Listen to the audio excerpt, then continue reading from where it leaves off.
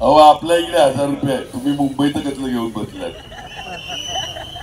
बघा आता काय, उद्याला एक शेवटची संधी. टिकोरेजी महाराज काय करी त्याने ककल धमाल आहे. इलेक्शन असली ना तर आपल्या इकडे मजा असते. म्हणजे दहशत चालू होते, बेडूक मेंढक सल्टा डालेंगे, निपटा डालेंगे, निपटा डालेंगे. 35 साल कोई लाल पैदा नहीं हुआ निपटाने वाला.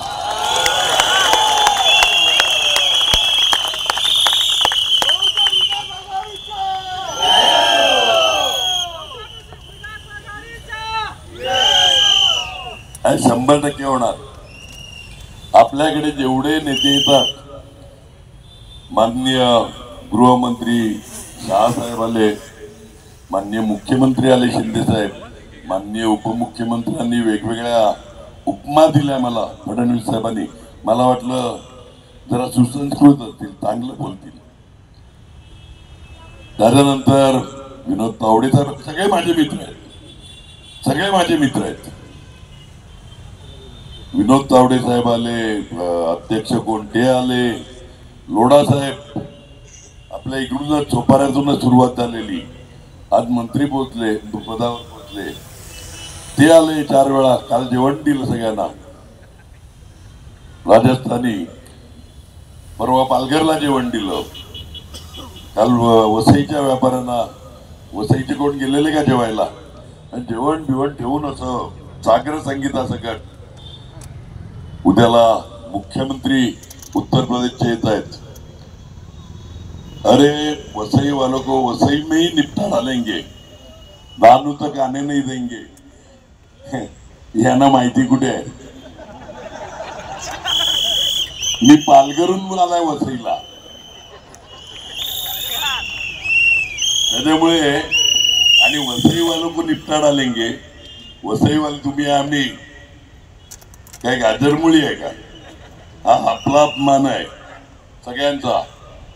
वसई वालों को निपटा डालेंगे. 95ला आलेले सगळे निपटवायला. 3 वेळा इलेक्शन पुढे गेली, 3 वेळा इलेक्शन पुढे. इकडे प्रवीणांनी वर्णन केलं का भले भले नेते सगळ्या पक्षाचे, तिघे साहेब, शाबीर शेख साहेब, गणेश नाईक साहेब, राम नाईक साहेब, सगळे मुंबईतले फ्री झालेले, मावळे कावळे घेऊन इकडे आलेले, गल्लोगल्ली फिरत होते. त्यावेळी आम्हाला फरक नाही पडला. आपल्या माजी महापौर प्रवीणा ठाकूर हे सांगायचं विसरले का साधी एनसी असेल तर त्यांना मध्ये टाकत होते. 100-150 लोक फुकट 15 दिवस जेलमध्ये गेले, काही अपराध नसताना. उरलेले त्यांना सांगितलं का बाबा बायकोनी तरी कंप्लेंट टाकली असेल तरी तू पळ, नाही तर तुला पण मध्ये टाकतील. मग अर्धे पळवले. लढणारे कोण होते? इकडे स्टेजवर बसलेले यशस्वी कलाकार एवढेच होते ना आपल्या वसईत. समोर बसलेले कार्यकर्ते बाकी कोण होते? त्यावेळी काय होऊ शकलं नाही. शेवटी आपण मारली हायकोर्टात अर्ज का मला अटक करा आणि इलेक्शन घ्या. त्यावेळी इलेक्शन झालं, रिझल्ट यायचा तो आला, रिझल्ट यायचा तो आला. अरे तुमच्या थिमती नाही मिळत. आज सगळ्या महानगरपालिकेमध्ये प्रशासक बसवल्यात, पैसे जमा करण्याचे धंदे. मी आरोप केला, कॉन्ट्रॅक्टरची मीटिंग केला ना, 100 कोटी.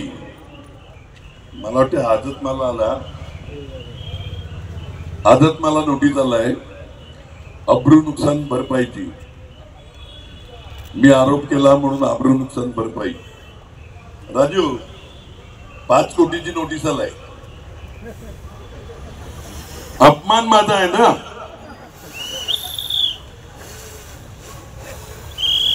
पाच मीटिंगची नोटीस. आणि तुम्ही नोटीस देऊन मी काय घरी बसेल का? तुम्हाला कबूल तर केलाय तुम्ही का? कॉन्ट्रॅक्टरची मीटिंग घेतलेली, अधिकाऱ्यांची मीटिंग घेतलेली, फक्त कशा करतात ते मी सांगितलं. कोणाला कॉर्पोरेशनला किती टार्गेट दिलं, PWD ला काय दिलं, जिल्हा परिषदला काय दिलं, इरिगेशनला काय दिलं, मी आकडे सांगितले. आणि तुमची एवढी मोठी आबरू तुमची. एक तर 5 कोटीची फक्त मागितली, ही माझी आबरू गेली. आता मी करणार आहे आबरू नुकसान भरपाई. करे बरोबर ना प्रवीण शेट्टी? हा, अरे मग अरे कोटी तर माझ्या आजूबाजूला फिरत असतात. रमेश कोटी, बाळू कोटी, सिद्धेश कोटी.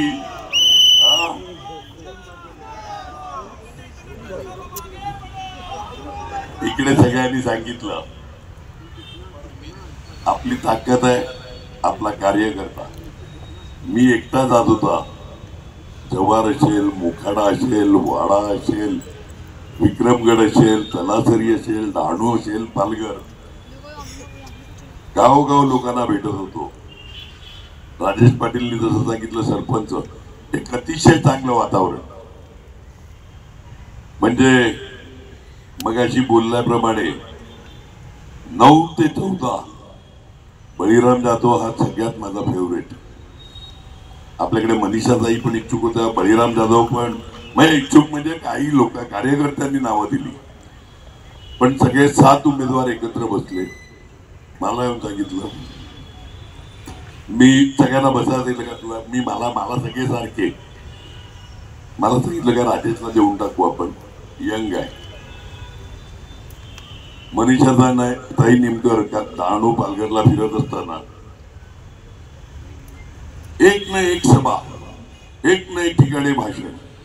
बळीराम जाधव पूर्वपट्टी आजची केली, जव्हार मोखाड्याला फिरला. परवा दिवशी तलासरीला होते. अंगात ताप आणि काहीतरी इन्फेक्शन झालेलं, तरी जव्हारला. मला सकाळी फोन, म्हणजे माझ्याकडे अजून असतील ते फोन, 12-1 वाजता का कधीतरी फोन, आप्पा हे जव्हारचे असे माजी नगरसेवक आहेत, माजी सभापती आहेत, त्यांच्याशी बोला. सगळं बोललो मी. काल सगळ्या प्रचारात फिरत असताना, म्हणजे वाली गोखिवरा, कालपासून मी वसईत आलो. इतके दिवस वसईत नव्हतो.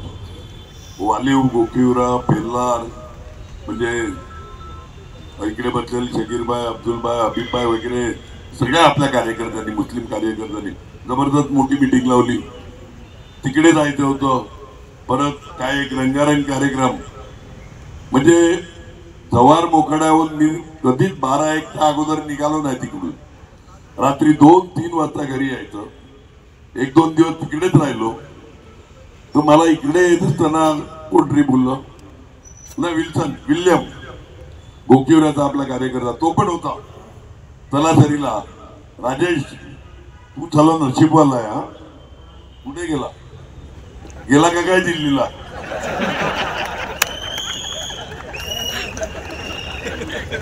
वरतून नजर फिरते ना. राजेश तुझ्या बापदादांची आहे पुण्याई, बरोबर आहे. जिल्हा परिषद सदस्य, ती रिझर्व्ह झाली म्हणून याला पंचायत समितीला उभा केला. तो तिकडे जनरल जागेवर सभापती. आपण 2 आमदार वसईचे म्हणून एक पालघरचा उमेदवार दिला. माणसाचं नशीब कसं उघडते बघा. जिल्हा परिषद रिझर्व म्हणजे महिला करता झाली, त्याला पंचायत समितीला उभा केला. अगोदर जिल्हा परिषद मेंबर, पंचायत समिती. मी बोललो का तो वाडा मतदारसंघ, आता बोईसर मतदारसंघात आहे. अगोदर वाड्या मतदारसंघात वनगा साहेब वगैरे ते काय तेवढं लक्ष देत नव्हते.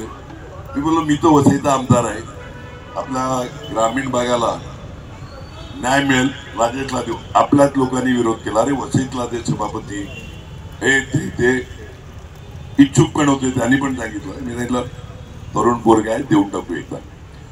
आणि दहा काय झालं तर बदलू ना आपण वर्षांनी. नीट नाही राहायचं जमलं नाही तर. मला आश्चर्य वाटलं का नंतर सगळ्यांनी येऊन सांगितलं फार चांगला माणूस दिला. अगदी 8 दिवसापूर्वी ज्यावेळी मी गिरीज बिरीज एरियात फिरत होता त्यावेळी मेरी अँड्रांडिस आपल्या माजी उपसभापती त्या मला बोलल्या, मग मला नाही भाषण करताना, आप्पा आम्ही तुमचे विशेष आभार मानतो, धन्यवाद देतो का तुम्ही आमचा उमेदवार. म्हणजे तुमचा का आपला नाही, नाही आमच्या पंचायत समितीचा उमेदवार आहे. वा मेरी मॅडम, आज तर मी नेता होतो, आता डायरेक्ट आपण ते पालघरला पद दिलेलं आहे का आमदाराचं, तर हे 2दा निवडून आणलं, तो पळून गेला. आपल्यातून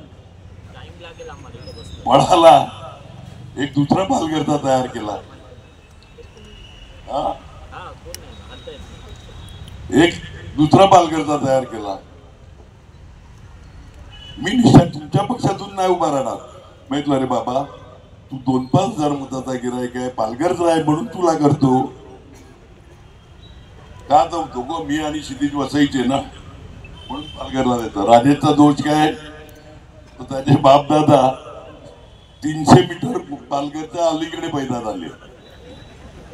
300 मीटर पहिले म्हणजे विलास तरी राहायचा राजेशच्या घरापासून 500 मीटरवर फरक. एवढं पालघर जिल्हा वसई, पालघर तालुका वसई तालुका.